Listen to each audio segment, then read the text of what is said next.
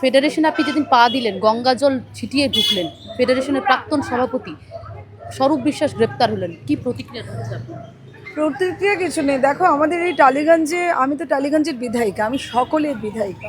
তো আমার অত্যন্ত খারাপ লাগছে এবং দুঃখজনক এবং লজ্জাজনকও যে যে ধরনের আহ, যে ধরনের জামিনযোগ্য অপরাধের জন্য তাকে নিয়ে যাওয়া হয়েছে। এটা আমাদের টালিগঞ্জ ট্রেডেরও এবং আমাদের টালিগঞ্জ বাসীর জন্য এটা একটা দুঃখজনক এবং লজ্জাজনক একটি ঘটনা।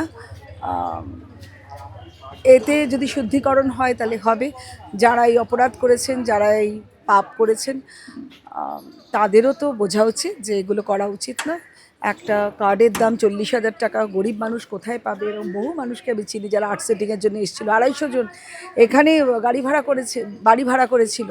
সেই বাড়ি ভাড়া করে তারা 40,000 টাকা করে তারা না পেয়েছে কার্ড, না পেয়েছে কাজ, মনের দুঃখে চলে গেছে। হয়তো এই টাকাটা তারা কোনোদিন না কোনোদিন রোজগার করে নেবেন, কিন্তু কিছু গরিব মানুষ এখানে অনেক আশার আলো দেখিয়ে তাদেরকে এখানে আনা হয়েছিল, কিন্তু তারা কিছু পায়নি। এরকম বহু জায়গায় এক্ষুনি দেখো, এই মহিলা চলে গেলেন, উনি বললেন আমি বসেই আছি। হ্যাঁ, 14 বছর ধরে উনি বসে আছেন নাকি? বলে কোথাও খুচখাচ কাজ করার জন্যে তো অভিনয়ের শিক্ষাটা নয়। তাই এগুলো খুব মুশকিল। এক মহিলা প্রাণে হুমকি এবং প্রাণে মারার হুমকি এবং শ্লীলতাহানির অভিযোগ দায়ের করেছেন। সেটাও হয়েছে। মানে এটা অত্যন্ত লজ্জাজনক ব্যাপার, আমাদের ভালো লাগছে না একদম, এটা ভালো লাগছে না আমাদের। সো মানে শুদ্ধিকরণ হোক, এটাই আমরা চাই।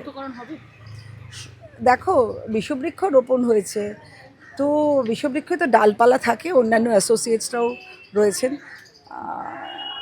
তাদেরও তো এবার দেখতে হবে, জানতে হবে যে এরকম চলতে পারে না। আমার কাছে ভুরি ভুরি অভিযোগপত্র আছে, তো একটা অভিযোগে একজন গেছে, কিন্তু আরও অনেক অভিযোগ আছে। দীর্ঘদিন ব্যান্ড সংস্কৃতি চলে, এইসব ব্যান্ড সংস্কৃতি উঠে যাবে, আর থাকবে না।